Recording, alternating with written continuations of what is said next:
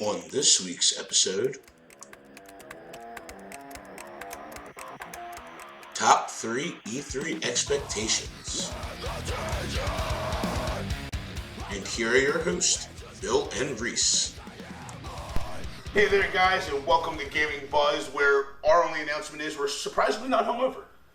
Yeah, no, I don't know. Which is weird, because I got really drunk last night, too. I had the Jack Daniel's Fire. Oh. Dude, that shit's so good. There's It's so much better than Fireball. So much sugar in it. But it's better than Fireball because it's a lot smoother. Okay. Well, hey guys, welcome back to another episode of Gaming Buzz. And if you don't know about our little announcement joke, today we are talking all things E3 that are coming up. So we got E3 coming up in about a month and a half. I don't know if I'm ready. It's I remember it surprising. used to be exciting, but last year was all PlayStation. This year I just don't give a shit. See, last year I was super excited because we had Fallout news coming out, we had Spider-Man news coming out, we had Last of Us 2 news coming. Like, there was a lot of games that I love that I was looking forward to hearing about at E3. This year, there's some, Yeah, but it's not still many. early. It's still early, but also our top three this year, this episode will be our top three wants that we want to hear at E3. Yeah, I have some good ones. So yeah, no, I think this is going to be a good episode because we're going to be able to talk about some rumors coming up in the upcoming weeks in E3. Hopefully, Reese will not be lazy and edit and upload this episode before E3 actually happens. That would be nice. But before we get any further, Bill, my good man. Oh, you know it's variety pack. Let's do it. Why is it so heavy on one hand? Oh yeah, that's right, because we opened it. What tropes we got? Dreamweaver. You know what? I'm gonna go with Triple Horse.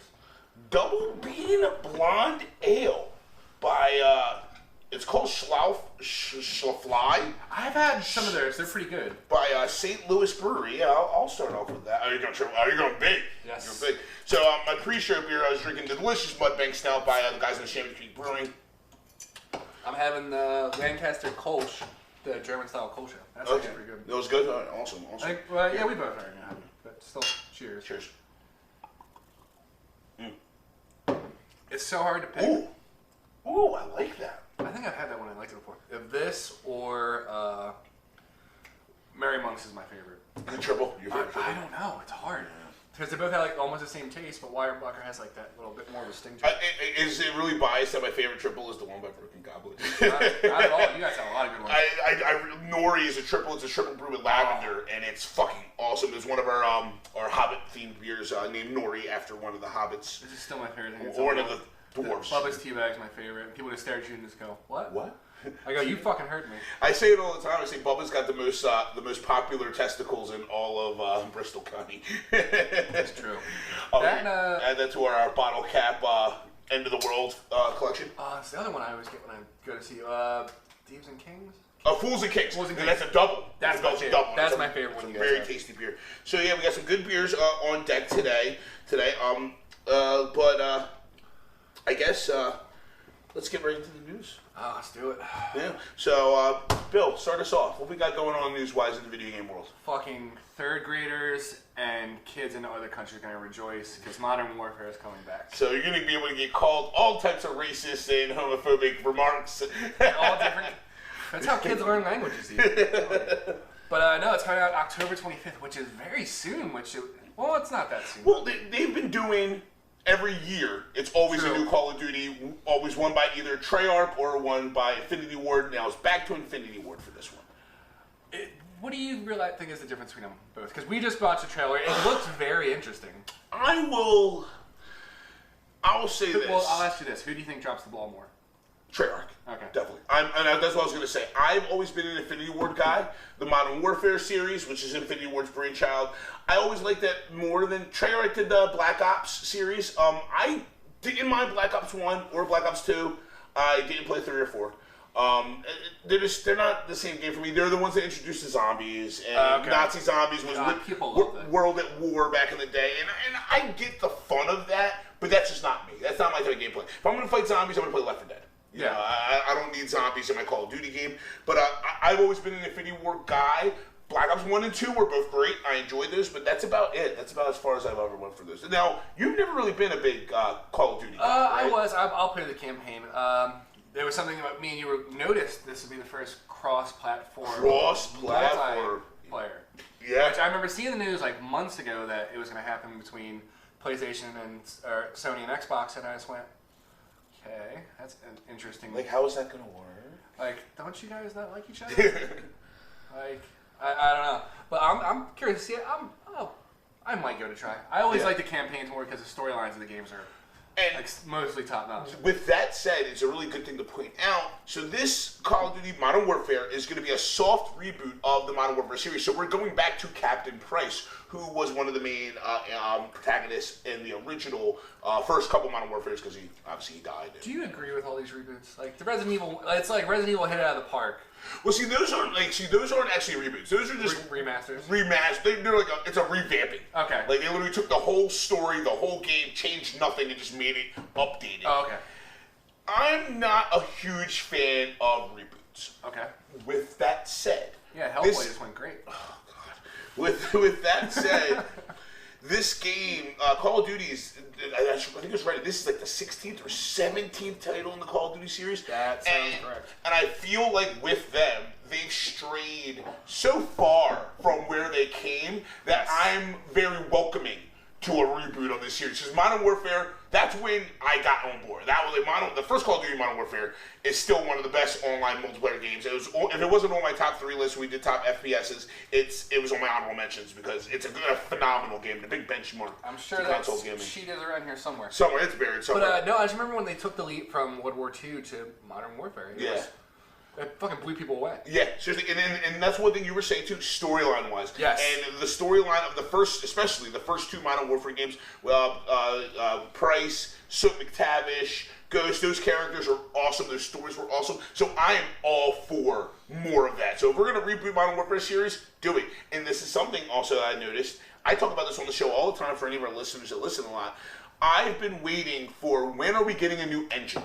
Like, I love video games, I love all these new games, but we've been reusing the Havoc engine. We've been using the Frost engine. Like, these engines have been getting used over and over for like 10 or 15 years. When are we making the next step? This is going to be the first Call of Duty on a brand new engine. They usually use the Havoc engine, Frost, excuse me. They use the Frost engine, and now they're using a different engine. I don't know the name of it, but I'm excited for it. I'm excited to see what's new in the world of video gaming, and maybe this could be the next benchmark to take us to the next step of engines being used for video games. My favorite thing was everyone was using Unreal Engine, but we haven't seen a new Unreal game in 15 years?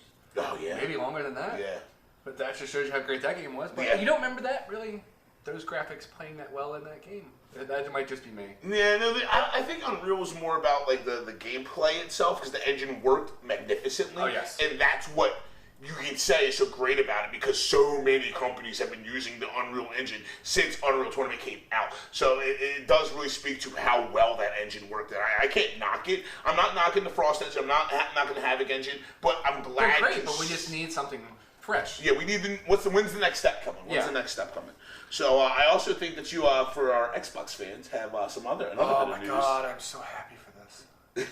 Well, we don't really know if it's news yet. It was it's the rumor mill. It was like the Canadian Walmart, Canadian Best Buy. Yeah, I was waiting for something like this year to happen. A new Fable game was spotted on the Microsoft Marketplace. I think it's been pulled by now, but it was up there for like at least 2 days, I believe. Mm-hmm. And of course, the internet took it, ran with it. Which we deserve a new Fable game because the last one was ass. And then they had pretty much the pay-to-play one that pretty much canceled the company. Yeah. We were supposed to get one after that, and then they shut down.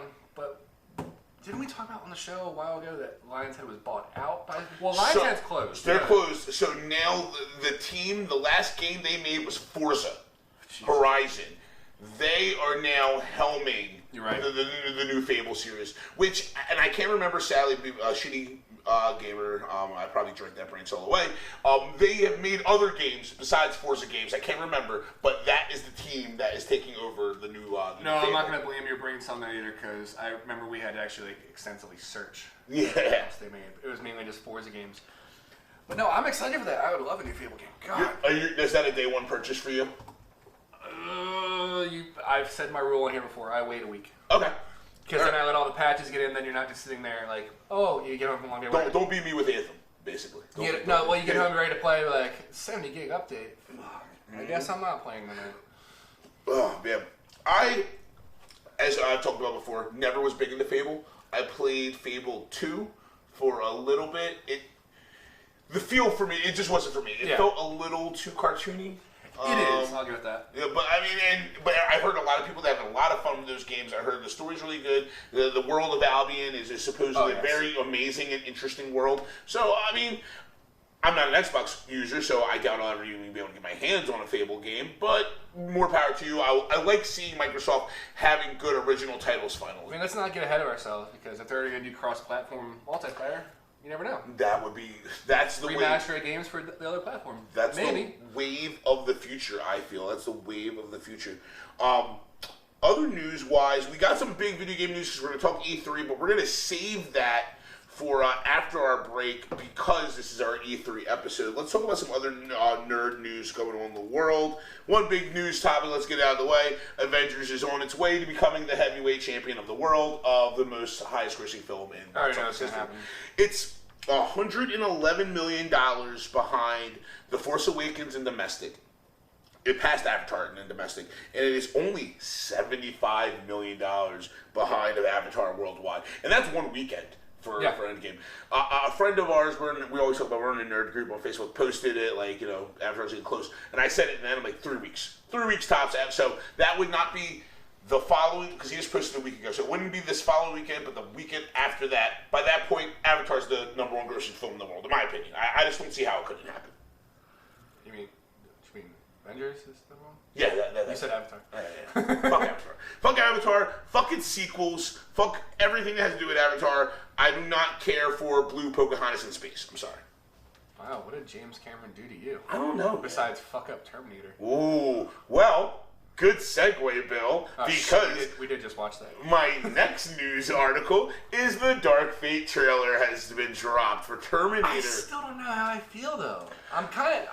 I'm watching it the whole time. It's going, God, just let the past die. Yeah, but it's Terminator. It's time travel, so there's no such thing as the past. God damn. I'm gonna put it like this: I didn't see Genesis, didn't care. I saw parts of Rise of the Machines, still didn't care. This is the first time I saw a trailer for Rise of the Machines, the Christian Bale one. No, Salvation. No. Salvation, which Salvation wasn't horrible. I remember only seeing it once. Oh no, Rise of the Machines was Nick Stahl. Yes, and Claire Danes. Yellow bastard. That yellow bastard. Whatever happened to Nick Stahl, actually? I was thinking about this the other day because we were talking about Carnival, which I don't know if you watched Carnival. Yeah, I remember it. I loved Carnival. Nick Stahl was the main character from that, and that was a great show. I'm like, what the fuck ever happened to him? I don't feel like we want. We'll make ourselves sad. We'll check on our break. We'll check on a break and realize that. The same thing that happened to Edward Furlong. Oh man, no, he made that Bad Crow movie. Oh fuck, I remember that. Man, Wicked Prayer. That movie was so fucking horrible. But anyway, Linda Hamilton's back. Linda Hamilton's back, which I am on board for that. She looks just as badass as ever. It's looking like we got like a kind of T-1000 on crack. Yes. Like he can make copies of himself. It looks like. Yeah, he touched the rebar and made him. I still don't know what happened there. Yeah. I'm intrigued. I don't know if I'm going to see it in theaters, but usually they put these on Hulu, so I'm pretty set right there. I'll watch it. I might not see it in theaters, but I'll definitely go out of my way. Like, even if it's just illegally watching it on the internet, and I redact that. I don't watch anything illegally on the internet. But I'll go out of my way to make sure I see it somehow. Yeah. It's like still with right now we still have Godzilla in theaters. I'm probably gonna go pay to go see that. I kind of want to see that in theaters, and I love all the complaints that are coming out. Oh, too much about monsters. They're like, it's too much monsters fighting and not enough human drama. And I see the meme. I see this as an absolute win. Like, I'm like, that's what I want to see. I just want to see monsters fighting monsters. The old Godzilla films that we all love and grew up on had nothing to do with humans. It was literally an hour-and-a-half movie that was an hour and 15 minutes of just fighting. Don't get me wrong. The first Godzilla in this series, great. You didn't get that much Godzilla. You didn't get that much Godzilla, but it was great. It was good surprises and all that, but it's like with Transformers. You kind of just went, if you want to watch robots fight, go see this 50th fucking Michael Bay film. Yeah, and that's the thing. I want to see robots fighting. I don't care about Shia LaBoom Boom, and I don't care about... If you want to see robots fighting, go watch Real Steel with Hugh Jackman. Yeah. Even though I can't lie, I just I heard Bumblebee was actually pretty badass. It'll be on HBO eventually. Yeah. Wait for it there. And I like John Cena. I support John Cena. But you can't even see him. He does look weird with hair, though. I'm gonna give it that. You know, my girlfriend watching some late night talk show thing, and he had hair. I'm just like, he just looks weird. Well, okay, so since we just brought up John Cena, and this is something that we skipped on the news, and I just wanted to bring it up because it's something cool to talk about for nerd stuff, and also I need to fill some time. So we now know that Fox, of course, has been bought out by Marvel and Disney, and we will definitely at some point be seeing the introduction of course, the X-Men, of course, the Fantastic Four.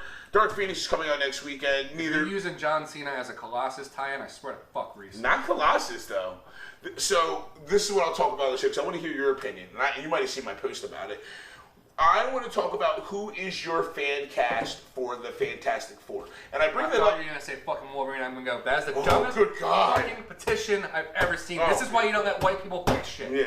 People are talking about Tom Hardy for Wolverine, which I would love, but he's tied to Sony, so I just don't see that coming to fruition. I'm thinking about the Fantastic Four fan cast because I think we'll see Fantastic Four in the MCU before we'll see X-Men. So because X-Men's still so fresh. So for me, I got it all picked out of my head. I think for Johnny Storm, Zac Efron. He's got the looks, he's got the charm, he's got the young kind of cocky attitude. Okay. For The Thing, and that's a lot of people are petitioning John Cena to play Ben Grimm. No, I don't see that. I don't think he would be bad, but I'm voting for Liev Schreiber, who played Sabretooth in the X-Men Origins film. I feel like that would work better. He's Ray Donovan. He's got the size. He's got the obvious acting abilities. And we were just talking about him with Goon. Yeah. No, I can't remember his name. Fucking Goon. But he was fucking great in that movie. Yeah, no, but Liev Schreiber's a great actor. I think he can pull that off. And I am 100%. Right, where's Michael B. Jordan fit in? I love doing that to you. I don't like Michael B. Jordan. I know.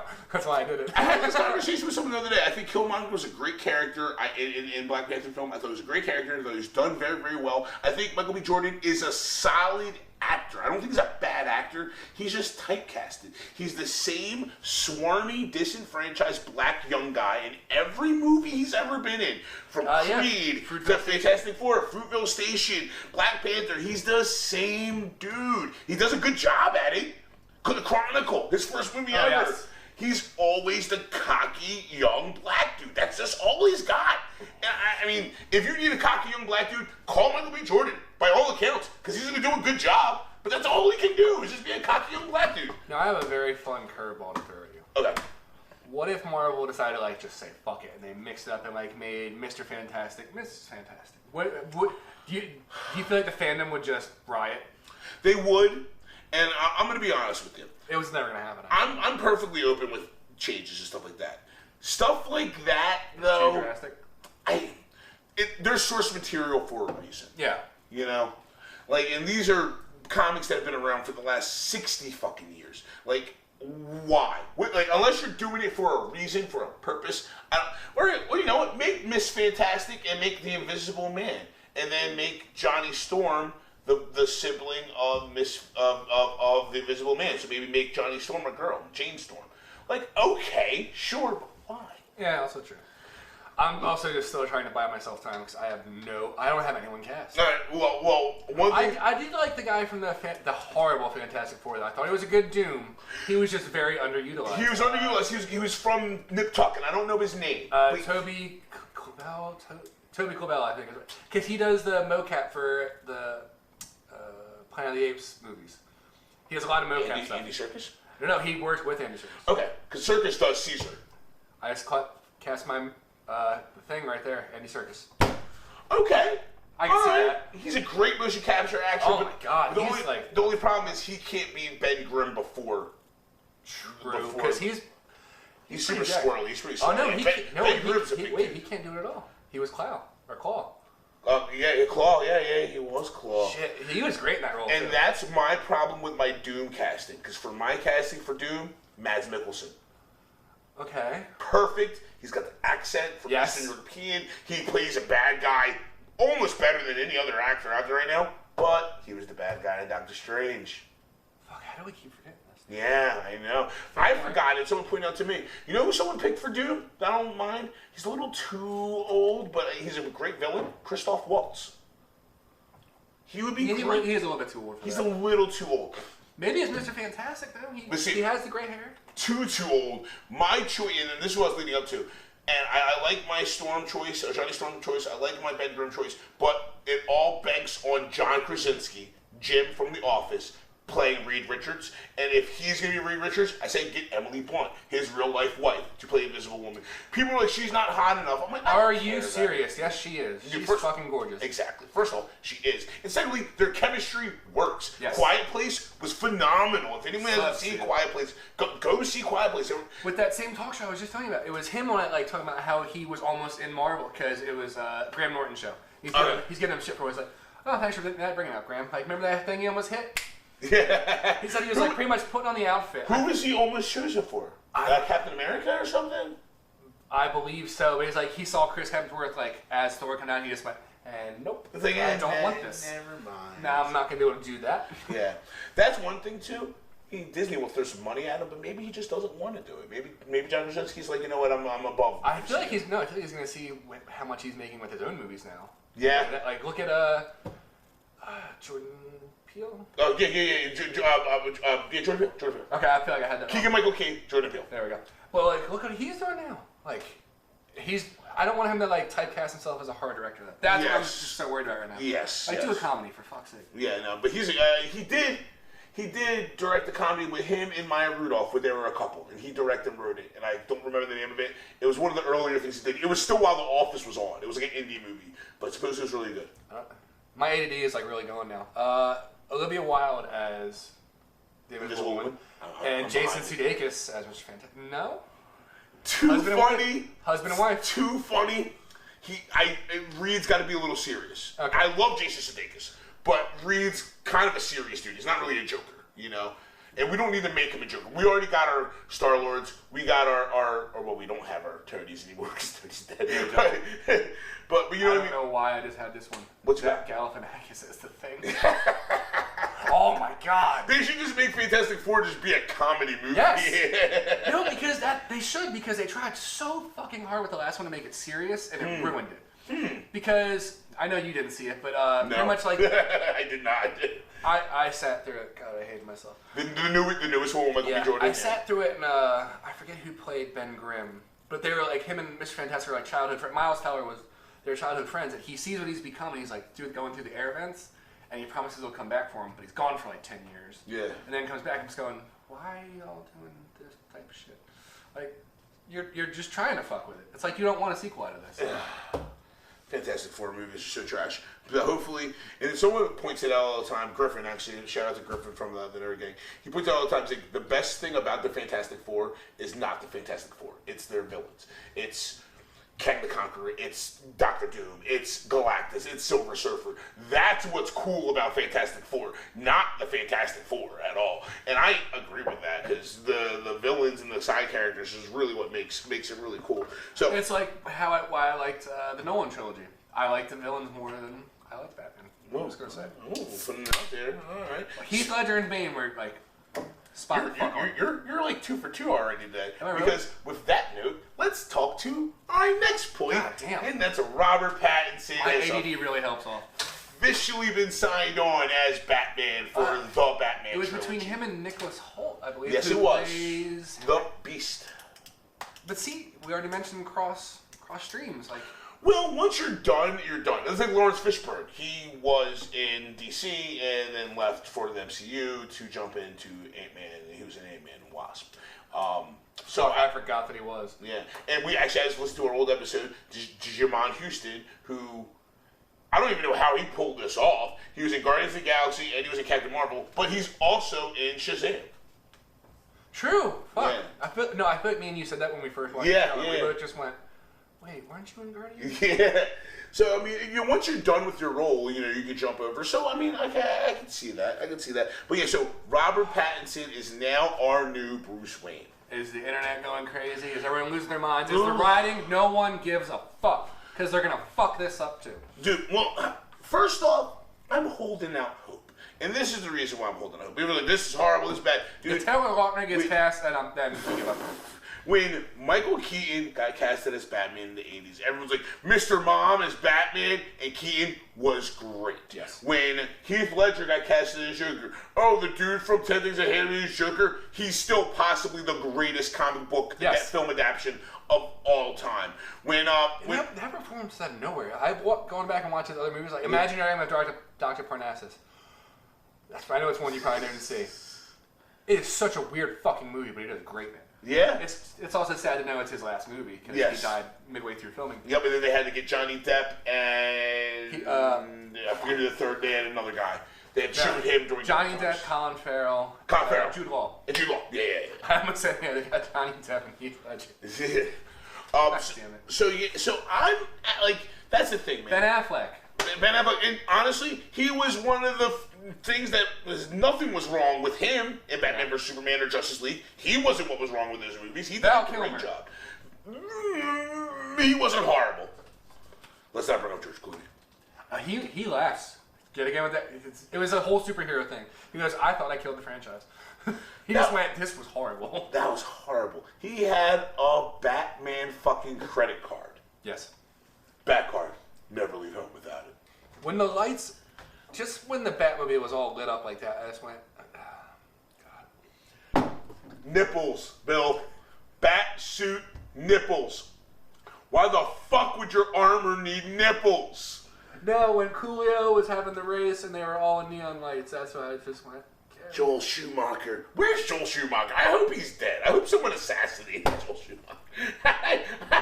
I'm sorry, Mr. Schumacher. I don't feel like in your family. Please don't come after me for slander. No, George Clooney even said, he's like, in direction of the scene, all right, George, your family's dead, you're all gone, and action. So we found out that Pattinson got signed on. The movie is being directed by Matt Reeves, who just came off of directing the last two Planet of the Apes films, which I have not seen. Maybe I haven't seen them. I saw the one, I think, before with Gary Oldman, which I thought, it's Gary Oldman. Yeah, but I heard they're great. Yes. I haven't heard anything bad about the trilogy. And Matt Reeves also directed the original Cloverfield film, which was good. Yeah. So I'm on board. Supposedly it's going to be a trilogy. Supposedly that's what I'm not liking. They're saying already. Like, why are you going to be that ballsy already? Like, just let it breathe. I agree, but I'm happy with it being a trilogy. Excuse me. All right, we're waiting. Calm down. Man, oh my God. I'm happy with it being a trilogy because I'm happy that the DC is focusing on singular characters. They rushed so hard to, like, they put out Man of Steel, and the second movie after Man of Steel was Batman vs. Superman, which brought in Lex Luthor, Doomsday, Wonder Woman, Batman, all into your second film. And then cameos of all the other ones. Yeah, cameo of Flash. Cameo of Cyborg. Which I find is very sad because I really like Ezra Miller. I know. He got a bum rap. If they could have stayed the course, like, there were some good things with Batman vs Superman. The after credit scene with fucking Deathstroke, Joe Manganiello. They had a lot of good going for it. If they could have just kept the boat going, they could have done a Flash movie. They could have done Flashpoint. We would have had Jeffrey Dean Morgan and Lauren Cohen as Thomas and Martha Wayne. Because Cyborg has stepped down now. Batman and Superman have stepped down.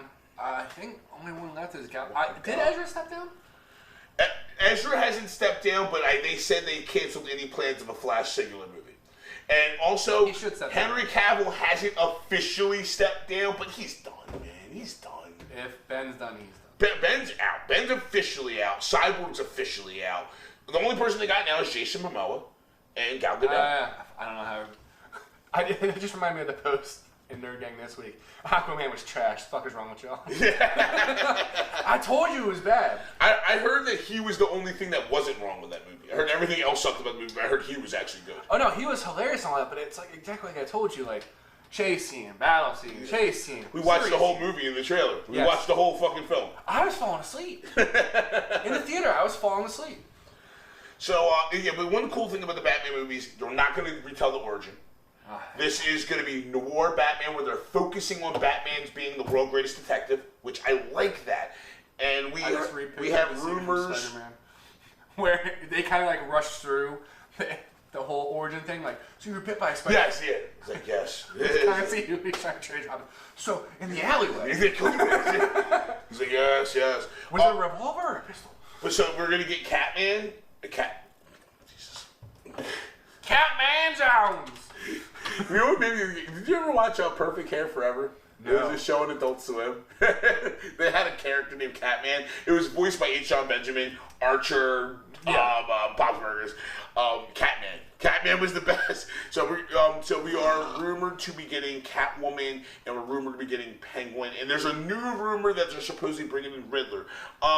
People are saying they want to see some new Batman villains. Listen, I don't care. I think it's okay. This is going to be a noir Batman. This is the first story in a new Batman. Please, God. Do these characters justice. I don't mind seeing Riddler. I don't mind David Tennant as Riddler. The David Tennant who played Kilgrave in Jessica Jones movies. Cast him. Cast him as Riddler. And Nick Frost as Penguin. He would be an awesome fucking Penguin. Yeah, I do want to see a Solomon Grundy finally on the screen. That'd be cool. Pigman. Pigman. A decent Two-Face. No, nothing against Tommy Lee Jones, but Tommy Lee Jones and Aaron Eckhart. Nothing against them. The villain. A lot of people are looking for a good Killer Croc. You know what I want? I want a good Clayface. Give me a good Clayface. That's one villain that hasn't been done at all in the Batman movies. I think they could do a really good job with that, especially with the technology that we have now. You know how to say his name because no, actually, you don't know how to say him. Adewale. Oh God, no, I don't. I thought he was fine. In Suicide Squad as Killer Croc, I thought he was fine. Yeah. He was one of the few that there was nothing wrong with. It was kind of just everything else. That movie's still coming out, Suicide Squad. It's James Gunn, that's true. Reboot or 2 or who? No, it's a reboot. He said that's why Idris Elba is not going to be Deadshot. He's going to be somebody else out of respect for Will Smith. It's James Gunn, though. Come on. I know, man. I know. But me and my girlfriend almost did go and see Brightburn, but they're already talking about a sequel. We still might go see it. She saw the trailer. She just went, "Oh." I heard it sucked. I'm hearing mixed reviews. I heard mixed reviews. All right, so let's get away from the DCU because we'll spend too much time talking about that. But Bill, something happened on television a couple weeks ago at this point. Oh wait, I think I can give a hint. Since I don't smoke cigarettes. Game of Thrones happened. I'm not fucking happy with that too. Where's the fucking gag I don't actually? So, walking away from the finale of Game of Thrones. That was a worse gag than our early skits. I went back and watched those and cringed. Oh, okay. Oh, God.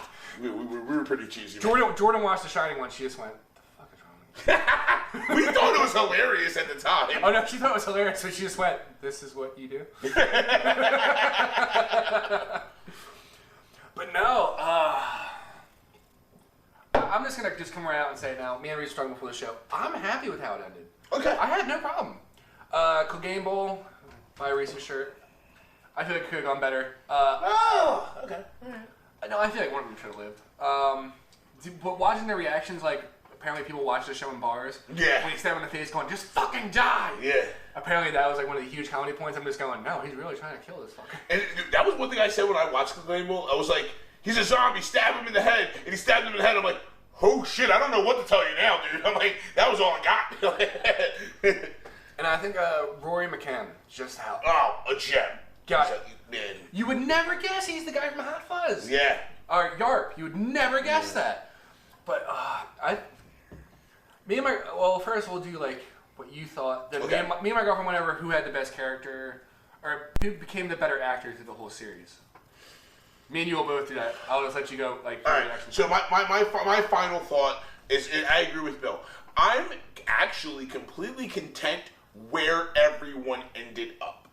What I have a problem with is how we got there. It just was so rushed. But Branson in the throne, fine with. John going back to the North, fine with. Arya going off and not getting to the spin-off show that we wish we could get. They just presented it as such a good spin-off show. Yeah. Like, I'm happy with where Sansa being like, fuck that, go back to the North, and we are going to be free of the Seven Kingdoms, and we are going to be just the North. I'm happy with how it... I'm happy with where we got. A half-hour show of life in that castle now with that little crew that Bran has right now. I'd watch it, even if it was just a 15-minute thing. My biggest gripe was two of my biggest gripes walking away from Game of Thrones over Cersei. Cersei was a great villain, a great character. Lena Headey was a great actress. They gave They her had $1 million character, an episode to just stare out the window. They did not give her character any justice. No. She deserved better ending than that. She just did. And I'm sorry, everyone can want to be mad or complain about that. Fuck that. Cersei was a very amazing character, a very well done character, and she should have gotten done better justice. And my other big gripe is, so Branson and Iron Throne, that was my big thing with the whole finale, is just that none of the punches hit. Everything was very soft. Like, when Jon stabbed Dany, I was like, all right, cool, finally. All right, let's move on now. Because nothing had any weight behind it. I knew it was going to happen. I was okay with it happening, but it just... No, I think I was telling you this. I really was hoping to be Arya again, but of course my girlfriend again, being the voice of Reese, she's like, they're not going to give her to. No, John had to be the one that killed Dany, and I'm okay with that. And I expected that. I actually picked that in my death pool, and that John was going to kill Dany. Like the Battle of King's Land, the Siege of King's Landing, I was even trying to grasp at straws with the Jaime and Euron fight. Because everyone's like, oh, it's so pointless. I mean, looking at her, I was like, oh, it's a battle between love and lust. She just went, it's not lust. He just wants power. I went, why don't you shut the fuck up? So, all right, stop making sense, goddammit. Well, why don't you just let me have one? I put thought into this. But no, she did point who killed Jaime Lannister. I fucking hate Euron. TV show Euron pisses me off so much. No, he was, I think someone said it forever ago. He's the Bam Margera of Westeros. Yeah, they're like, oh, Bam Margera. I'm like, I can never unsee that now. I can never unsee that. But, no. Ansu Balak, or whatever his name is. No, I was going to, let's just say her name. Jordan pointed out, yes, all she did was stare at a window, but you see her increasing levels of worry as the battle goes on. She does good acting with her eyes and her face. She's a great actress. And even she pointed out, she's like, she doesn't have green eyes. Like, towards the end of the episode, I just went, what? She went, oh, I can't show her again. So you asked earlier, who do you think grew the best as an actor throughout the show? No, it's not going to be Arya. All right, God damn it, I'm not going to. Oh, she's one of my picks. She's one of my picks. She did. First off, Maisie Williams did a spectacular. She started the show when she was 12 years old. Spectacular job. I still think Arya has had the best character development of anyone. But I was going to say acting development. Really, like who do you think became the better actor? You know what? And this is the easy answer. The best actor from episode 1 of Game of Thrones, and the best actor at the last episode of Game of Thrones is Peter Dinklage. Yes, that's what I said. It's just he's just an amazing actor. You felt sorry for him. Yes, seriously, he's an amazing, amazing actor. That opening scene of the final episode, you felt sorry for him. Mm-hmm. He delivered. There was never a time. I feel like they made him so. So Tyrion is so smart and so clever, and the problem with rushing the show is that no matter how smart, how clever you are, you still make mistakes. And his Tyrion made mistakes and choices and stuff like that. But because they rushed the final season, the mistakes seem to come out like, oh shit, well, that was dumb. Like, oh, that was dumb. Like, if there was time to grow and the stories to move, you would see the development. Be like, oh, Tyrion's the smartest one. Oh, fuck, man, you did make a bad mistake with that one. This time it was like, Tyrion's smart. Now he's being dumb. Now he's being dumb over here. Now he's being dumb over here. Like, it was just so, rapid. It feels like he kept setting Jaime loose. Well, probably because I watched the episode a couple times. He kept just setting Jaime loose. Also, Jaime also saved his life, man. And Jaime's the only person that ever loved him. That scene almost did make me cry. Yeah. I'll be fully honest. Yeah, Jaime's the only person that ever loved Tyrion, and I love that about them. They had a great connection between Nikolai and Peter Dinklage. Those two actors worked really, really well together. After the Hound and Arya, Jaime and Tyrion are my favorite duo. But yeah, my favorite duo is definitely Arya Hound. Arya Hound. Oh my God, yes. That's my OTP, my one true pair. They are, man. I just like how. Jordan actually forgot the Hound's name. I was just going to say when Arya called him Sander at the end, like Sander, like where she left, I was like, my heart. Like I was like, oh, they were really good. And I did like a whole week where we were binging concerts pretty much, and we were sitting outside the Architect show, and there was two guys talking, and Jordan just got us involved in the conversation somehow, and I pointed out how they very Saving Private Ryan. Arya? Yeah, like it was like when the shell went off and Tom Hanks was looking around. And he just went, thank you. Yes. No one else got what I was saying. I went, that's exactly what it was. Yeah, 100%. When I remember watching it, even with John, they were doing it. Yeah. Well, with the Siege of King's Landing at the same time, right when she was burning the kingdom and he was looking around and all the shit was going on. Like, only thing you missed was the ears ringing from the grenade going off. That's all. That's all. And watching the guy like pick up the arms. That's about it. Yeah. I mean, we're far from that. Although, my favorite meme from that episode, I think you're the one who posted it, actually. Dragonfire burns at such and such degrees. Stone melts. Dragonfire can't melt stone structures. It was an inside shot. That's my favorite fucking theme. Okay, so for a scale out of 10, what do you give this season and that's all you. I had the first triple. That's all you. The Chamonix Creek Tribute Triple. God, I love that one. It's so good. Which is an ode to the D, Tenacious D. It's a very delicious beer by the Chamonix Creek. Jack Black is the thing. Sorry to go back. Jack Black is the Penguin. Yeah, fair. Okay. No, So what's your rating out of 10 for the final season of Game of Thrones, and what's your rating out of 10 for the entire series of Game of Thrones? Yeah, you need a drink for that. I have mine if you want me to go first. I kind of do. Okay, so for the final season of Game of Thrones, I'm giving it somewhere between a 7.75 and an 8. I was at 7.5. Yeah, so I'm going to say 7.5. I'm going to go 7.75. If they would have had one more episode, maybe two, maybe. So much more could have been flushed out. In my opinion, this season was two seasons rolled into one. It should have been the Winter, which is going to be the name of the next book, which will be the Battle of the Night King, and then the last book is supposed to be called A Dream of Spring, and that's supposed to be the whole King's Landing arc. And if they would have even if they did 6 episodes and 6 episodes, they could have did 6 episodes that went all the way up to the Battle of Winterfell, and did the Battle of Winterfell, and then 6 more episodes, and did all the way up to the Siege of King Landing and the death of Dany. Because that was the annoying part. All the episodes were just so plot filled. You didn't get any like free moments, like the chicken moment, like with the Hound. Yeah, you didn't get any of that this season. People like complain like, "Oh, I wanted action, I wanted this," and I'm like, if you really think about it, over the last 10 years of Game of Thrones, more episodes are boring. More episodes are plot development and characters moving. There's really not that much fighting. The battle episodes are hyped up. Like there's the Battle on the Wall. There's Hard Home. Yeah, Hard Home. Battle of Blackwater Bay. The Battle of the Bastards. But like before the Battle of the Bastards, did you see Battle of the Bastards is ranked as the top episode? It is. And not my opinion. Hard Home is my favorite. Even me and Jordan just went, no. Battle of the Bastards was good. It wasn't. We're not saying it's bad. Yeah, it was good, and it was epic. It was the biggest on-screen battle up until the Battle of Winterfell. So I get that. But no, man, Hard Home to me was a better battle. And Battle of Blackwater Bay was a better episode to me. But I also loved Tyrion, and I loved the Battle of Blackwater Bay, and I loved reading it, so I loved seeing all of that. I need to go back and watch the Battle at the Wall again, because I feel like that was a really good one. I just remember the Giants. That's really all I remember. Yeah. I feel like that's another one of those like really dark episodes that people didn't talk about that much. Yeah, back then. So, because now they bitch about it. So in overall, so I gave this a 7.75 to an 8, and I give Game of Thrones as a total an 8.75. I think it was in this season knocked it down. It would have been a 9. If this season had more room to move, it would have been a 9. What was the number on this season? Season 8. Yeah, that's what they're gonna get. Oh, and an 8. Just because of how it ended, we're not gonna get the proper spin-offs. Yeah, I love the one me and my shared. It's like an IMDb rating. Breaking Bad 9.5, Game of Thrones 9.4, and it's Walter White saying "I won" on the phone.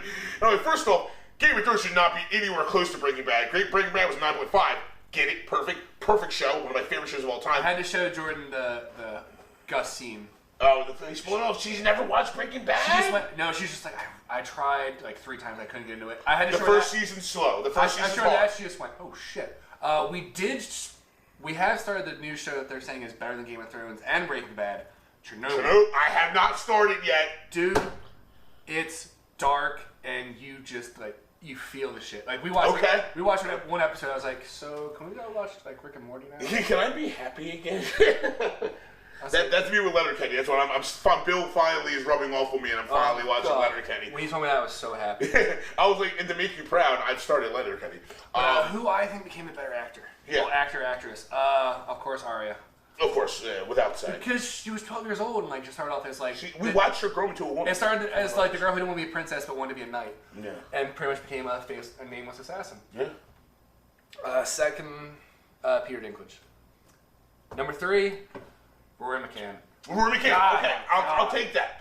My 3 would be your 3. Because you know me, I definitely picked Maisie, and I picked Peter Dinklage as I said. Rory McCann. He says he hated that helmet in the first season. The helmet. He says he hated it. Yeah. we can talk about Game of Thrones for way too long of a period of time. Let's move on. It'll probably be longer than the 10 years it was on. Let's move on and get into the meat of this episode. Well, before we do that, though, there was like the funniest just sit down and shut up moment. What's that? That was the funniest fucking shit. Uncle Edmure Tully. I looked at Jordan and went, who is he? He looks familiar, but I don't remember. I shared the one crossover meme. It was like Edmure Tully's just talking. It's Thanos. Like, I don't even know who you are. Because I know all the people watching, like 90% of the people are like, who the fuck is this guy? They pulled an Endgame on us. Yeah. Because they pulled the kid from Iron Man 3. Spoiler. Yeah, no, Edmure Tully. Sit down, Uncle. Sans, that was honestly probably my favorite moment of that episode. Is Sans No. Sam going for democracy was my favorite. Yeah. That is like, I wrote a book. It's called The Song of Ice and Fire. And everyone's like, horrible name. So, but we have other business. It is time to talk about E3. So I saved some news articles. It can shatter dreams. It can open up doors. Yeah. I saved some news articles that we would have talked about in the news, but since this is our E3 episode, we said we'd save it before we did our top 3. So I will start off with some of the E3 rumor news. The biggest one that we saw is that possibly Xbox will actually release some information about their new system. Yeah, the one that's more powerful than PlayStation 6. Or, is it 6? 5. Okay. It's going to be more powerful. The Xbox is more powerful than the Xbox One is more powerful than the PS4. I just think that fucking South Park episode where they copied Game of Thrones, oddly enough. Yeah. And Bill Gates going, of course we'll be more powerful than Sony. Yeah, too bad you don't have better exclusive games. But anyway, that's one bit of news. So that was when you get arrested, Bill. Supposedly, there's going to be 14 new exclusive Microsoft titles being released at E3 this year. Just this year? Okay, I'm all right. What the fuck could it be? We know when Gears 5 is coming. We saw that at E3 last year. We can't say the one because it's on here. Yeah, you can't say that. That's a maybe. That's a strong maybe. So we know that Gears 5 is coming. We already saw footage for Gears 5, so we know that's coming. I still need to play 4. We know a new Halo's coming. We saw a teaser trailer. It has been long enough. Yeah. So a new Halo is going to come. I can't imagine what other Microsoft, like Heavenly Sword? No, that was PlayStation. Yes, it was. What other exclusive Microsoft titles are there? There's another one we can't mention. Yeah. It's on my list as well. Shit, but for 14 though, that's what I'm not getting. A new Forza. Was that Xbox exclusive? Yes. I did not Forza's know that. Xbox exclusive. They're the same company that's doing Fable. Oh, okay. Which Fable could be one of them. So you talked about that earlier. Yeah. But for 14, I just feel like they're gonna be like indie games at this point. Probably like brand new franchises. Yeah, brand new IPs. That's possible. Maybe Microsoft wants to capitalize on Sony's like running of the game last year. Yes, because you've been doing so good today. I know. Great segue into the next part. Sony is pulled from having a conference at E3. I still think that's bullshit. I still think that's a lie. I'm sorry, I just really do. Maybe it is, but it is reported that Sony will not have a conference. They came out the gate strong. We went back and forth about this a lot when we were doing the research for this episode. Sony came out last year with 4 big games. They released a lot of information for games. It took us a lot of work. But the four big games were Ghost of Tsushima, Last of Us 2, Days Gone, and Spider-Man. Okay. So those were the 4 that came out the gate. We already saw that Days Gone didn't do that well. Spider-Man did great with its initial release. People were not happy with the DLC. The DLC fell flat. I was gonna say, did you touch? I've not touched the DLC. And actually, we'll talk about this later. And when what are we playing? I've actually gone back. Yes. And started replaying Spider-Man. But we'll talk about that later. But is it Tsushima or Sekiro? Sekiro is a Sony exclusive. Okay. It's by From Software, the guys that make Bloodborne and the Dark Souls game. Is that the one you're thinking of? No. I don't remember. No, Ghost of Tsushima. Ghost of Tsushima. That was the other samurai game. That is a Sony exclusive. But yeah, I mean, we already saw Last of Us 2 last year, which was a teaser. I mean, we got Days Gone for 4 years straight. Yeah. Yeah, And that came out and it didn't fall flat, but supposedly it's not a AAA game. It got pushed as a AAA game, and supposedly it's not that great. I haven't played it, so I don't know. It happens. Yeah, it does happen. So other than that, before we get into our top three, there's a couple other things that let's talk about that we know is going to be at E3 this year. We just watched a trailer for it, and we talked a little bit about it. We finally see some action gameplay from Death Stranding. So, that's action gameplay. An 8-minute trailer later, do you feel any more complete, or do you feel anything more about Death Stranding? I still don't know what the fuck is happening. See, I don't know. Okay. I'm not gonna lie. I don't know what's happening. But The inventory screen, that ladder thing we saw, that was... me and Bill were both like, oh. Okay. Okay. So you just carry that on your back. Yeah. Okay. And you also carry a baby with you. Yeah, it feels like they tried to explain the baby. Bridge babies. Bridge baby? Yeah, it just still wasn't there. The Mads Mikkelsen... So we have the names of our we have the names of our characters: Sam, Norman Reedus, yes. Cliff, Mads Mikkelsen. Guillermo del Toro is the mysterious man. We have was the dead man. The dead man. Okay. Man. We have Nicholas Winding Refn, who is the director of movies like Bronson and Drive with Ryan Gosling. He's going to be appearing in it. And I forgot to look up Troy Baker. Troy Baker. So if any viewers or listeners out there that knew who the fuck Troy Baker is, are you Googling it right now? He's Googling right now. He's Googling right now. We got Troy Baker. What was that Google? Oh, Bad Times at El Royale. Yeah. No, yeah. That's the last thing you Googled? The last thing I IMDb'd. Yeah. Ooh. Troy Baker. Who's Troy Baker? You're going to like this. Let's hear this. You're really going to like this. I don't want to sign up for IMDb. Ooh, I got to go to all of his. Hold on. All right, so he's looking up Troy Baker. Oh my God. He's involved in a lot of amazing While he's looking up Troy Baker, I will say, I still don't know 100% what's going on, but I feel more confident of making a day one purchase for this game because this one actually showed you some action. It showed you some fighting. It tried to explain a little bit without really telling you what the fuck's going on because I'm still in the dark, but at least I have a better idea of what's going on. So what's Troy Baker from? He is Joel in The Last of Us. He is Hooker DeWitt in BioShock. Oh! He is the Arkham Knight in Batman Arkham Knight. Okay. He's Samuel Drake in Uncharted 4. Nathan Drake's brother. Yeah. And he just does a lot of video games. That's all. Lego DC, God of War, he's Magni? So for all the people out there that are big voice acting fans, you guys the name Troy Baker should have been very familiar. Shadow of War, Uncharted again, Sam Drake. Sam Drake, yeah. Looks like right here he did the Telltale series for Batman. Apparently he's just very well known for the video game voice. Okay, awesome. I'm on board with that. That works great for this game, then. Yeah, I'm on board for that. So I'm going to spitball some theories. So we're pushing the strong theory that the rain causes you to age. You saw the ravens flying over, and they were getting hit with rain, and they were turning gray and decaying when the rain was hitting them. So that was a big theory that the rain causes you to age. Like, okay, we got that. We also are seeing that this is America, because you see Norman Reedus' character talking to a president who's the female who's on her deathbed. But we also don't know when it's America. No. That's where it got very confusing. So it seems that there is two parallel worlds going on because they talk a lot about having connections to the other world. Kind of just feels like Hideo Kojima just doesn't know what's happening. Either. He's just kind of... Hey, they either have an Oval Office setting or a World War II setting. So one thing that I can't shake is that, so Norman Reedus' Sam's character is talking to someone off screen, and you hear him talk about, like, well, yeah, that's why we have the bridge babies, to be able to have that connection to the other world. So these babies are more connected to the parallel world. I'm already going to say the joke of what I think these babies are from. That's very dark. We're not going to go there right now. No, you don't want to do it? Nope. All right, we'll save it. Nope. We'll save it. Apparently in Alabama, those babies are... I am not happy with myself after that one.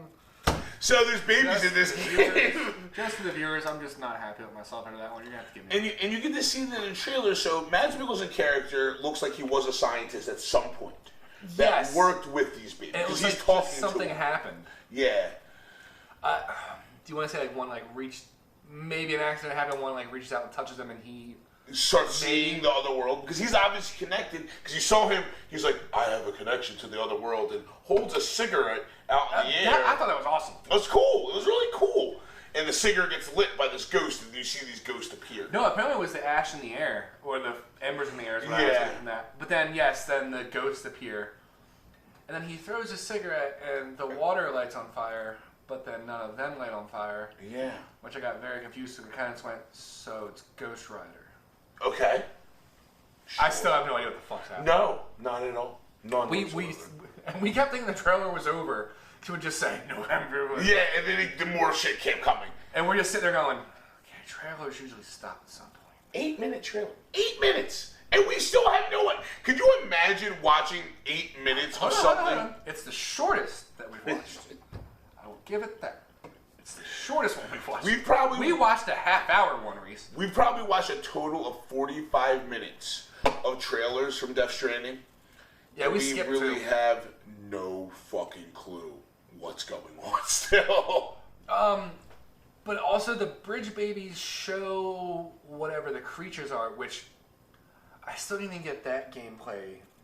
So I'm guessing, so in this world, we found out that there's a group of people that are trying to make shit work. They're called bridges. That's what Norman Reedus is working for. Yes.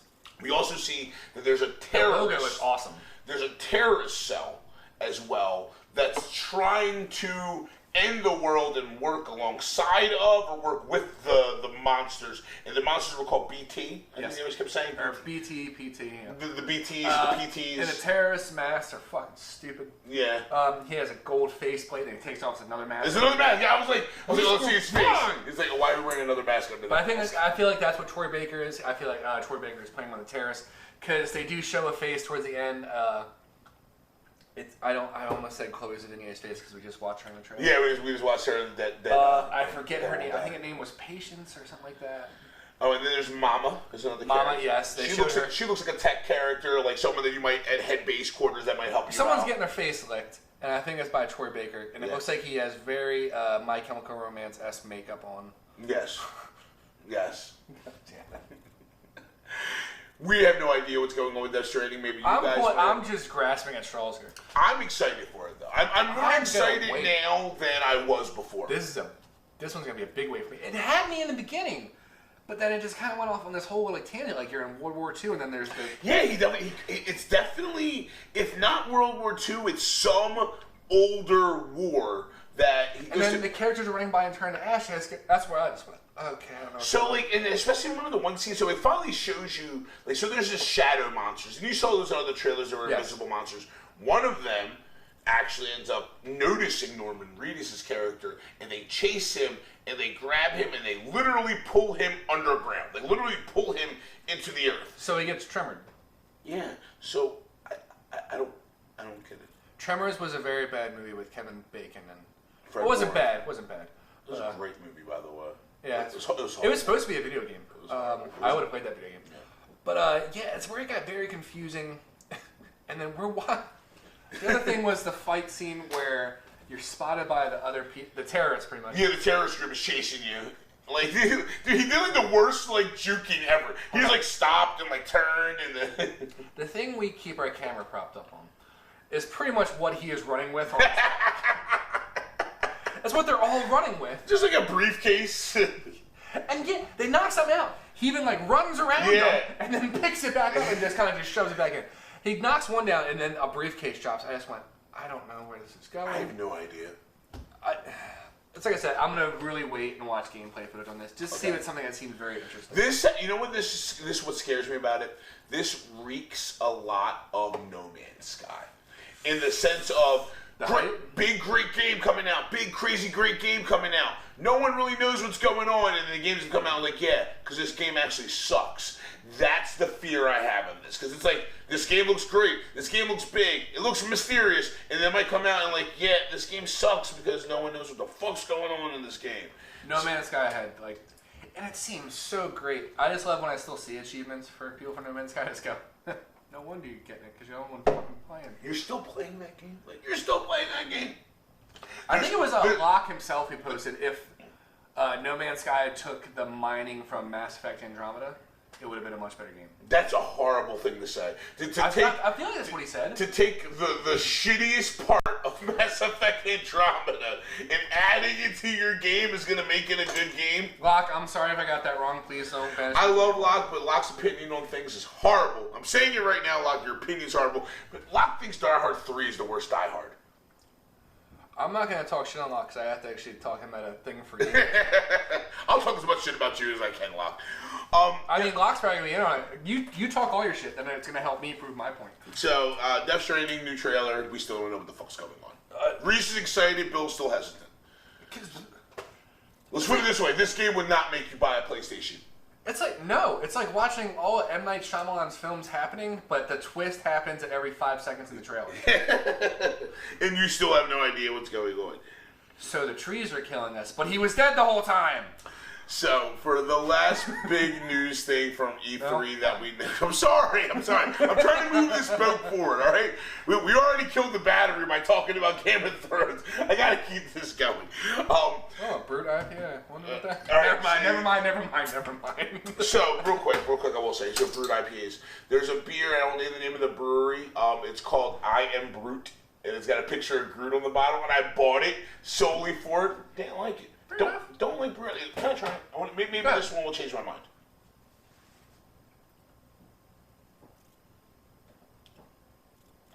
I like this. I was gonna say if you want to trade, I'll just take the trade. No. I love Trigg, so that's no problem. I'll drink a Dreamweaver. What drink do you have? Oh, there's Dreamweaver.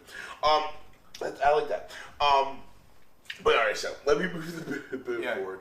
So one other piece of news from E3 rumors that we know is going on before we get into our top 3 of the rumors that we want to hear is we've gotten an official announcement that Square Enix will be releasing information about their Avengers video game that they've been working on for some time now. That trailer was released 3 years ago, I believe? Yeah, they didn't show anything. It was just like a teaser. Yeah. It was just like logos and fonts, you know. They didn't show any footage. They showed the shield, they showed the hammer. They showed the shield, the hammer, they showed Iron Man's mask, and something else? Or just that was that 3? I thought that was it. It might have been something for Black Widow that I don't remember. Yeah, but that was it. So supposedly, these are all rumors. Supposedly, it's going to be a multi player game. Supposedly, you're going to be able to control different Avengers in it. I almost have a fear that they might be trying too much. I like Spider-Man. I love the Batman games. I want to see another Iron Man game. I want to see a Hulk game. I want to see a Thor game. I want to see a Black Widow game. I don't know. Do you feel like this could be like the Lord of the Rings games where you get to pick your hero and you get through that whole way? Maybe? I do, but here's my problem with that. Those games are a little dated in a sense because they were very limited. It was like I'm Legolas. Like you're expecting open world. Yeah, I'm Legolas. I can do these combos, and Legolas will do these moves. I'm Aragorn. I'll do these combos, and he does these moves. An Avengers game, especially in today's day and age, needs more room. I feel like if I'm going to be Thor, I want to be Thor. I want to be able to have everything from the basic Thor moves to the greatest Thor moves and focus on Thor and his story. Same with Cap. Same with Tony. Same with Clint. Same with Natasha. With Bruce. I want a focus on it. I'm going to ask you this now. I know it's not what's going to happen. Do you feel like if they did it with every character from their origins, like as they're on the MCU, would you play that game? 100%, but there's no way that's going to happen. No. I would love it. I would love it. Oh, and you kind of just like you get the team up saying that maybe they would be DLC. I don't know. Okay. I don't direct these games. Here's the thing. I'm on board. First of all, Square Enix is an amazing company. The day that trailer drops, we're going to flood it on our page. Square Enix is an amazing game company. They've been around since Squaresoft for years, and they do quality work. So I am like, all right, guys, show me what you got. You know, like I will judge you once you show me some footage. But I just have some fears of trying to cram too much into it. The Spider-Man game was a fantastic game, but if I felt like that Spider-Man game also had Iron Man, also had Hulk, also had this, also had that, then too much. They would have dropped the ball somewhere. Yes. You know, that's my concern. So that's really the big E3 news. And that's this week or next week? What's that? E3? No, it's like a month away. No, it's a month away. Right. It's in late July, right? I believe so. I think it's late July. Late June or July, yeah. So we have hit all the big rumor news stuff that we've hit. So that is going to get us into our top 3 of the rumors that we want to hear, that we would like to see at this year's E3. I talked a lot, so I'm going to let you start it off. What's your number 3 that you want to see at E3 this year? I want Oddworld. Okay. I want a brand new one. Yeah. Because I think the last one we had was probably the remaster of Abe's Odyssey for PlayStation, I believe. I believe it was Xbox. I want something after Munch's Odyssey. Xbox. Because Munch's Odyssey came out when I got Xbox. Not Xbox One, the original Xbox. Not even Xbox 360. Yes. Original Xbox. Yeah. But it was just such a fun game because the game is just so twisted and dark, and it's kind of marketed towards kids, but it's when you're like, you go back and think about it as an adult, you just go, oh shit. Well, this is actually really fucked up. That's what I played. I would just love to see something new from that company. Like, let the storyline move forward. It was either Oddworld or Medieval, honestly, but we already know Medieval. We already know Medieval, but we do know a new Oddworld is in the works. Whether or not they're going to be any 3 with it is a question, but we do know a new Oddworld is happening. It's just such a fun world to go into. It's odd. Did you ever 100% perfect it, like save everyone? Did you ever done that in any of the Oddworld games? No, there's no. I've never done it. I just had to ask. Like, I think the one time. I remember Munch's Odyssey was a favorite. This goes from like, you have Abe who can actually walk on 2 legs, but then you got Munch who is in a wheelchair, but he can swim fantastically. Really? See, I never played Munches. Okay. But yeah, I think the last level I played was trying to corral the sheep from that world using Munch going into the water and all. It was just a weird fucking. I just want those games back. They were just so much fun to play. I played Abe. I played Oddworld, and I played Oddworld Abe's Exodus, and the last one I played was Abe's Exodus. So it was the PlayStation 2, PlayStation. I can't remember. And I think when I beat it, I got like 75% saved. Like, I beat it, I played it all the way through, but there's no way that was 100% against it. Oh no. There's no way to 100% that shit. There is. People do it. They're probably the ones that play No Man's Sky. Oh, man. So, for my number 3, I wasn't really sure which one I'm going to go with. And I know which one I'm going to go with. Because I didn't decide between 1 or 2. One's going to be an honorable mention, one's going to be my 3rd. I'm going to go with GTA 6. And the reason why is because my other one that was going to be 3, I know is happening. I'll talk about it in my honorable mentions, but everyone... Is that Red Dead 3? No. That's definitely going to happen, but that's not it. I'll talk about it later. Oh, yeah, wait another chance. It's a game that everyone knows that, to give you a little teaser, they announced it with a teaser trailer that showed no action, just showed a land and a logo last year at E3. So it's going to happen. So I know it's going to happen. So I'm like, you know what? Let me make that an honorable mention. Because we have no talk about a new GTA game. So I would love to see a new GTA game conversation happen at E3. It's not going to happen. The worst part is I feel like every time we mention GTA on the show, it's just like there's random rumor mills that we see. Like, we talked about the map of the USA. The full world, full USA, the full world, DLC of different locations, all these rumors we get. It sucks, because it feels like you guys are focusing so much on the online aspect. Give us a new game. See, the reason why I know we will not get new GTA information at E3, Red Dead just came out. True. And they made a fuck ton of money off of Red Dead. There's still going to probably be DLC. I don't think any DLCs for Red Dead has come out yet. None that I've seen yet. None that I've seen yet. So we still got a year, maybe a year or 2 of Red Dead stuff before they start working on stuff. I would love to see, in Rockstar in general, I want to see a new Bully. I want to see, maybe make a Warriors update. Maybe a reboot of Warriors. Something like that. Yes, I would love that. But they're going to focus on Red Dead, and I'm not mad at them. Rockstar puts out quality content anytime they put shit out. So I'm okay with them taking, I say this all the time, it was a game that just got pushed back, and I forget what it was. I can't believe it was going to push back again. I'm like, dude, take a Cyberpunk. That's what it was. Cyberpunk 2077 got pushed back again, and I am totally okay with it because I don't think we're gonna hear anything about that. No, push it back. Take as much time as you need. Don't Mass Effect Andromeda it. Don't Anthem it. You know. No, don't Days Gone it. Don't like, Days Gone it. Like, Days Gone, it took 4 years. They should have took 2 more years. Like, take your time. Put out a quality product. I'd rather wait for you to put out the best quality product in the world rather than you rush something out and it not be good. True. So with that said, GTA 6 is my number 3, but I know we're not going to get it, and I'm okay with it. I don't think we're there yet, honestly. All right, I'm okay with it. What do you got for your number 2? I know what it is. Yes, you do. What is it? BioWare needs to step the fuck up. I want Mass Effect info. I just want them to like tease a new game or give us the DLC that we've been promised for Andromeda. Remaster the first 3 games for all I fucking care. BioWare came out in the beginning of December and said, Christmas, we will have news and information about Mass Effect. Memorial Day gets passed. We've still got nothing about what's going on in the Mass Effect world. Remaster the first 3 for all I fucking care. Amen. I back it. Get rid of that Mako bullshit. That surveying shit, that's what hurt the first fucking game. I hated that shit so fucking much. They learned from their mistakes. They did. Right. If they could like use that for all 3 games, it'd be wonderful. I just want Mass Effect info, honestly, because we haven't heard anything about it. Because yeah, you guys dropped the ball on Anthem. That's not really your guys' fault, though. The last I've heard from BioWare is that there's a new Dragon Age coming. That's the last thing I've heard.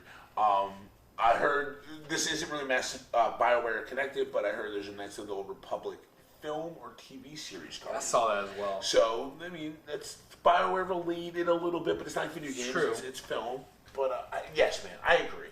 More Mass Effect. Because we still have that one last arc to find. Give us the Solarian arc. The Solarian. Give us some Andromeda news. Give us some new news in the Mass Effect world.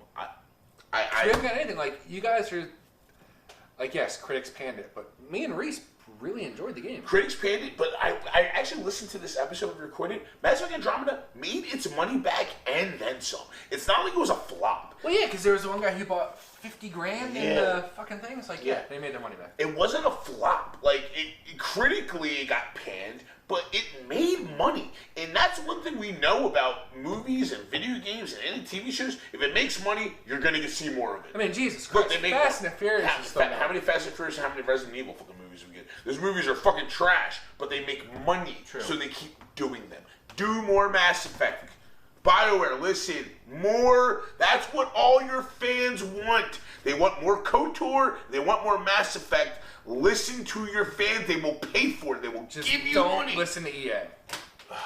Fucking EA. That's probably. Oh, that's right. EA is not in the conference this year. EA also pulled out. Shit. EA pulled out. I guess we're not going to get that info. No, it's horrible. Wishful thinking. Yeah. Sir. My number 2. Yeah. Something that was released at E3 2018, so we know it's coming, but I need some news on Last of Us 2.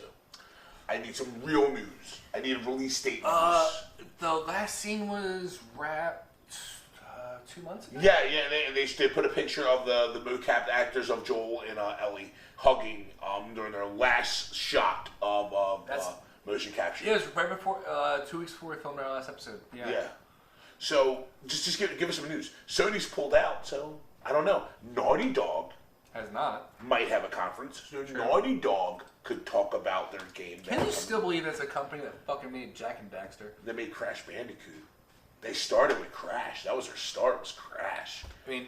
And now look at them. Uncharted, Last of Us. I mean, the quality... Jak and Daxter. The quality content they put out is... I would love a remake of Jak and Daxter. Yeah! I would do that. I would want to remake a Ratchet and Clank talking about Sony exclusives. Well, they got a movie and they kind of dropped the ball there. Well. Pet mascots in the studio. See me, over here. You're lost. Yeah. Studio Dog is in the studio. Over here. Hey. I know you can't see me. Come here. Go. Come on, see me. Go. So either way, I want to see some more Last of Us 2 news. We really need to know what's going on. On top of that, and I'll call it right now, I need to see some fucking Last of Us movie news, man. I really want to see some Last of Us movie news. I don't know, because I just feel like the video game movies have been failing. I just watched Rampage again. Why? I want to give it a real try. Tomb Raider did really well, and Tomb Raider is fantastic. Supposedly they're making a sequel. Thumbs up to Alicia Vikander, and thumbs up to the people out there. I still haven't seen that. Nick Frost in it as well. He's only in it for like 2 minutes. Okay. No, they don't do the whole, which is what I love. This is why I've been playing like the Tomb Raider series. They don't do the whole supernatural thing kind of until I want to say like 2/3 of the way through the film. Like it's like your main act, and then the rest is just the actions of that. Tomb Raider was a great film. Yeah, That's all I'm really gonna say. And also, Doom was on yesterday, and I watched it, and I still enjoyed it. Because fuck you. Hey, one thing we have not talked about on the show is a new TV series coming out with Carl Urban that looks fucking bad. The Boys? I feel like we mentioned Did we talk about The Boys? I feel like we did mention that. Looks bad. Yes, we did, because we were talking about The Watchmen. We went, this is like extra Watchmen. Yeah, oh man. It's rated R Watchmen. Not that Watchmen wasn't rated R, but like this is For like, what, though? The one sex scene where you saw Dr. Manhattan's giant dick swinging as he's walking across Vietnam. I mean, Reese, we all have our proclivities, so I wasn't really judging. No, man. But Last of Us, I really want to see. The last thing Mom and I would like to get a release date. I would like to see. We saw some gameplay. We saw some shit. Like Yes. It looks awesome. I can't wait. But give me more. I want more. I want more. So, honorable mentions. honorable mentions. You had mentioned one, and I don't want to see any of the 2K shit this year. Honestly, we get it. Oh, the new facial recognition. Who gives a shit? Seriously. People that play sports games. I want to see like new companies come through. I want to see brand new games come through. I want something to shock Some me. new IPs. All right. Yes. Okay. I don't want just like sequels to the games I want to play. I want to see something new. All right. All right. I almost honestly wrote Saints Row on my list. It's honestly right there. Saints. It's gonna be number 3. Like, just gotta bring back that series. Because I feel like there's a GTA. Saints Row needs to keep going this way. Why not? You know, because GTA is silly and funny and over the top. It's gonna be Saints Row takes that to the next level. If GTA is the hero, Saints Row is the anti-hero. Yes. God, we all love a fucking If anti-hero. GTA is Spider-Man, Saints Row is Deadpool. There you go. Yeah. I don't know. I really don't know what I want to see. I want to see like really in-depth open world games. Like I know we had the Red Dead and all that, but I just want to see something. No. Something that really like sticks out. Yeah. Like yes, we get Red Dead. Like you can cook for your own. And we watch the videos for that. Yeah, So we can watch your horse's ball shrink. You can draw dicks in the snow. I've still never seen if that actually happened. It does. I haven't paid enough attention because I really don't care about my horse's balls that much, but it does happen. I don't know. You were very adamant about it. It does. Well, supposedly it does. It's been reported that it does. I don't have much. I just want new open world games, single player games. Fuck this multiplayer Fucking shit. single player games. God. You guys are ruining a whole generation's creativity by just making them want to play with each other. Hold on. Wait, what? I guess it's better than playing with yourself. I was about to say that. Hey Reese, where are you? So my honorable mentions for E3 release news. I said it earlier. We saw a teaser trailer for 2018. Elder Scrolls 6. Elder Scrolls 6. Oh God, it's about fucking time. So we got the teaser trailer last year. It's coming. We all know it's happening. But I need concrete. I need stuff. I need info. I need release dates. I need to see gameplay. They've been using the goddamn Havoc engine for years. So what's up with that? Like, hey, like bring me more. Bring me more. Give me some more content. Skyrim blew the doors off of open world third-person action adventure games. The fact that there's still remakes and updates and all that. Yeah. And the platforms it's spread across. Yeah. It's a great game. It's a great game. Great game. I loved it. I mean, you know me. I'm a huge Bethesda nerd. Fallout's by far my favorite game series. I loved Skyrim more so than I loved Oblivion, and I never played Morrowind. So I'm one of those losers. I can't give you a lot of history on that, but I am excited for Elder Scrolls 6, which is supposed to take place at Elsewhere, which is where the Khajiit are from, the cat people. Oh, okay. So that's supposed to be the land. Khajiit has wares. Yeah. Khajiit has wares. Yeah, give me some more Elder Scrolls 6. That's what my real big honorable mentions. Other than that, for my honorable mentions, I just want to see like almost like Bill said, give me some new IPs. Give me something to be excited about for the future of video games, not just sequels, not just reboots, not just like, remasters. it's not even sound snotty, but like No. we've played a lot. Like just show me something new and exciting. Yeah, what's the new thing? What's the next Horizon Zero Dawn? What's the next? God, I don't know. Like, there's not really often when you get fresh new games that really are just like mind blowing like that. And Well, for you there is. There's show me the new Senua's Blade. Hellblade, those are Hellblade, indie games, but like I would like, but No, still, show me shit like that. yeah, Show me another Horizon Zero Dawn with your own original take on it. yes, I'm with that. Show me a new Turok for all I fucking care. Oh, why not? I don't know. Actually, no, because I remember the remaster. Like I said, They didn't really do like I much. said earlier, give me Bully 2. Yes. You know, I would like to see a Bully 2, especially on these next gen systems. The Warriors remaster. Oh, Warriors, the Warrior remaster, yes. You know, like Great. things like that. Like those would really be things that I would really be locked in on. I'd really be locked in on. But I mean, that's me for my honorable mentions. Do you want to go right ahead and jump into your number one? My number one is a 50-50 because I want to hear stuff about both. Okay. I want the Fable news, which we're Which we already talked about. probably going to get. We kind of are pretty sure that we'll hear some news about Fable. I want BioShock news. Oh! So fucking badly. Yes. Like, it's been 10 years? No, not 10 years. Not 10. It's been a while. It's been like 7 or 8. It's been a while since Infinite. It's time for something That's new. a 2K game, right? Yes. 2K, yeah. It's time for something new. Like, I understand you guys really worked hard on Infinite, but fuck, it's been 7 years. It's been some time. As you put those 3 games out within the span of about 7 years, so I feel like it's time for something new. Like, even if you guys even announce a TV series or a movie, I'm on board. Those games were all critically acclaimed. Every single BioShock game that came out, those 3 games, each one of them was like, this is a great game, this is a great game, this is a great game. Why stop there? Yeah, like, Do more. That shit's like movie quality. That's Yeah. the best part. Yeah. What we talk about all the time, possibly the greatest twist in video game storytelling history. If you see a list and Would You Kindly is not on it, as for a twist, They throw the list away. Throw the whole list out. it's no. Bullshit. Because that was one of the greatest twists in video game history. That's when storytelling really came into video gaming. Yeah. Like, yeah, I understand we had the whole Metroid thing and all that. Of course, yeah. But it was like very few and far between. But I really want BioShock or Fable news. Well, Fable news we're gonna get. BioShock is what I'm more invested in. Yeah. Oh, because God, a new first-person shooter with.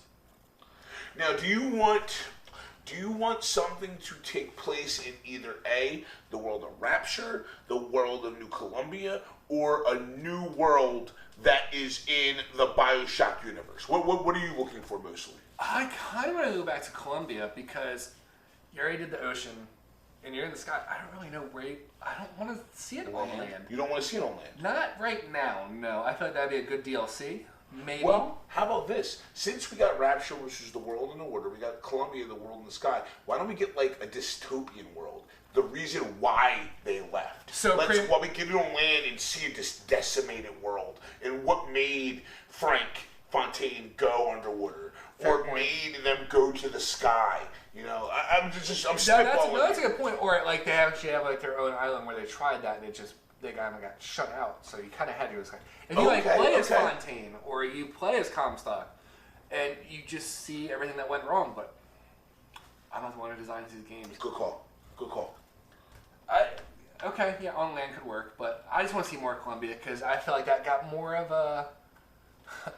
We didn't get to spend enough time. We had to spend 2 games inside of Rapture. We only got to spend 1 in Columbia. It kind of, in my opinion, got to poke fun more like the nationalists for our country. Like they loved Jefferson all that so much they made them gods. Yeah. That's why I really enjoyed it. I was like, Yeah. wow, this is like extreme nationalism.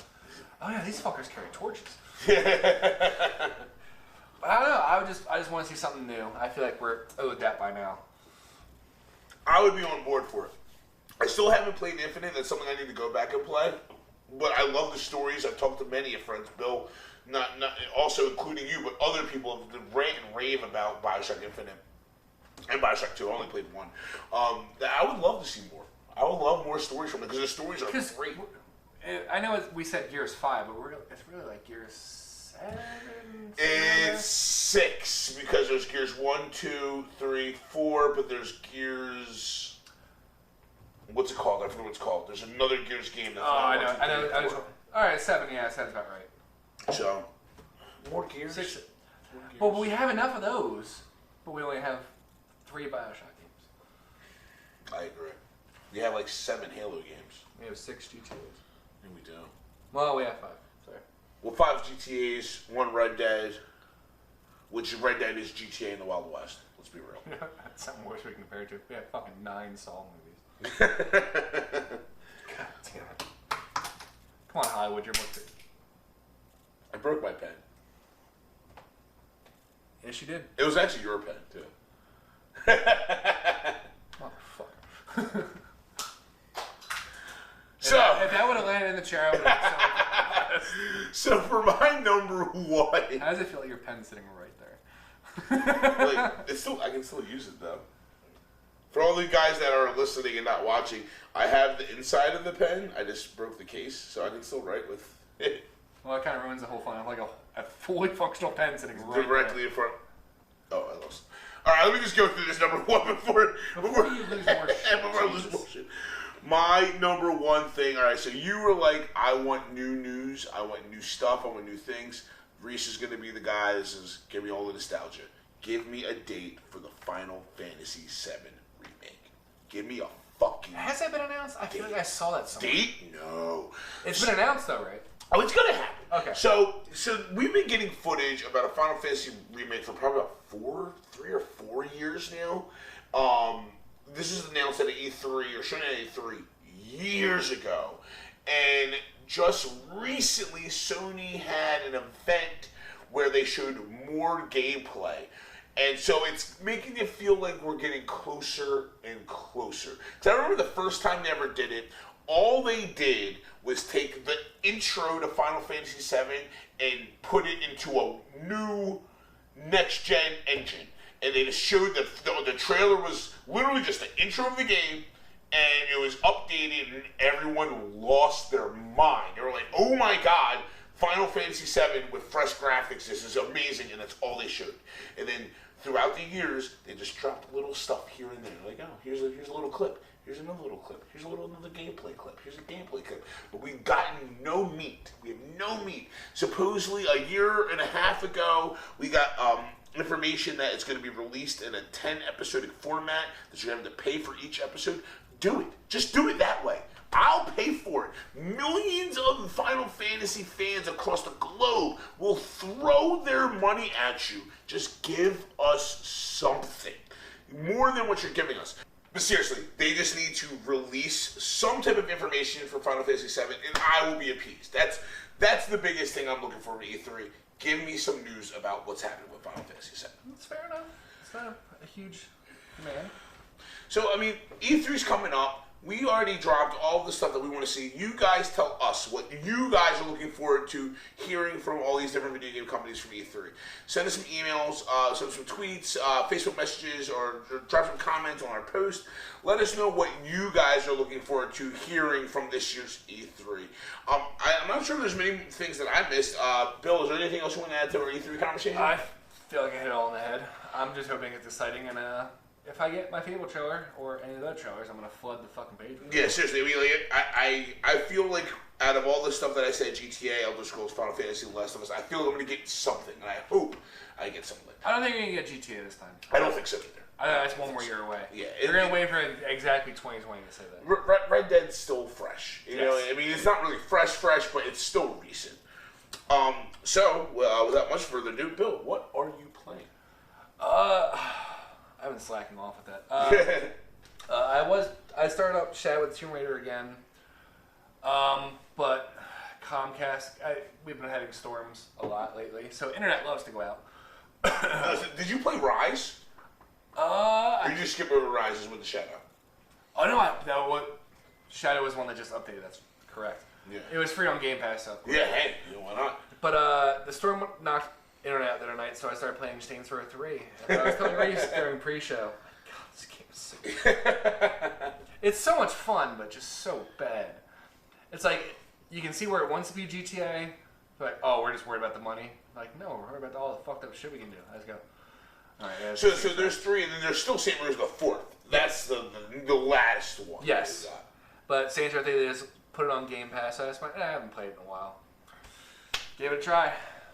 Sir? Me? So, last time we talked, a friend bestowed upon me Bloodborne, and Reese finally caved into the frustration of the From Software games, and I actually played a lot of Bloodborne, and I'm loving it.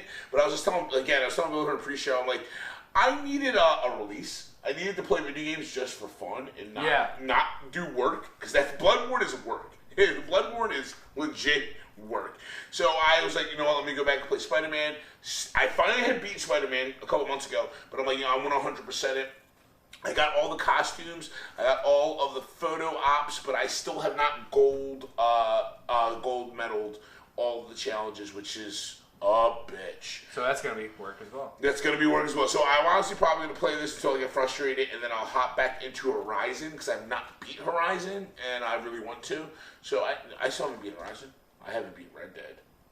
I haven't beat Resident Evil 2. So I have a lot of games in my docket, and eventually at some point, I'm going to go back and play God of War, because I haven't even touched God of War. There you go. So that's what I'm playing. That's what hopefully I will eventually be playing. Guys, we thank you so much for listening to our episodes and us rambling drunkenly about video games. You can find us on YouTube. You can find us on Spotify. You can find us on Stitcher. You can find us on Google Play. We're all over the interwebs. If you want to watch the videos, YouTube. If you want to listen to audio, you can find the audio anywhere. We're always posting memes, links to news update on our Facebook page, on our Twitter page. Please give us a like. Please give us a subscription. Come back and check out. Tell us what you guys want to hear. We always do top 3 formats. Yeah. Tell us what you think. We still have some plans. I may eventually one day actually upload our Super Smash Bros. Tournament episode that I still haven't done. God, you were so stressed with that. Dude, I'm not being good. I'm stressed for our next episode. We're gonna have 2 guests on.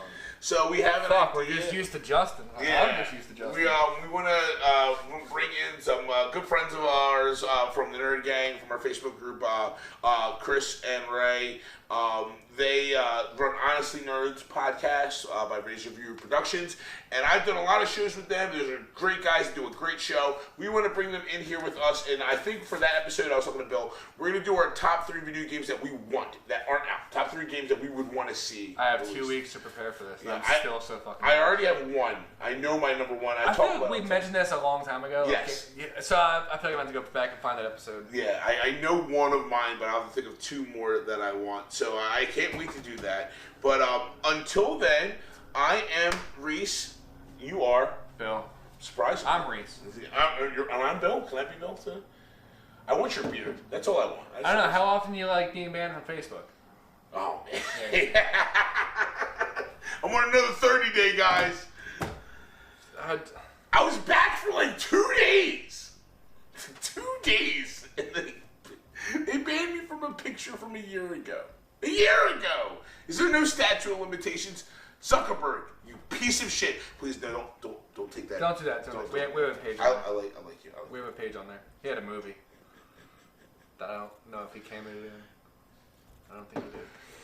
Guys, we are Gaming Buzz. We thank you for hanging out with us, and we will catch you next episode. Reese is cheering because Bill has a problem. You put a drink in front of us, like, oh yeah, I'm thirsty. Oh, I'm thirsty again. Huh, these drinks keep making me thirstier. Oh, maybe this one will help. Man, dude, it wasn't me last night. I drank like all of my body weight in whiskey. Girlfriend made Jack Daniel's Fire with Coke. Oh. Cinnamon Coca-Cola. That's what it was. That sounds horrible. It hit later. You can find us online at www.gamingbuzz.com, Twitter at GamingBuzz, or Facebook.com/GamingBuzz. Special thanks to a multitude of breweries and viewers like you.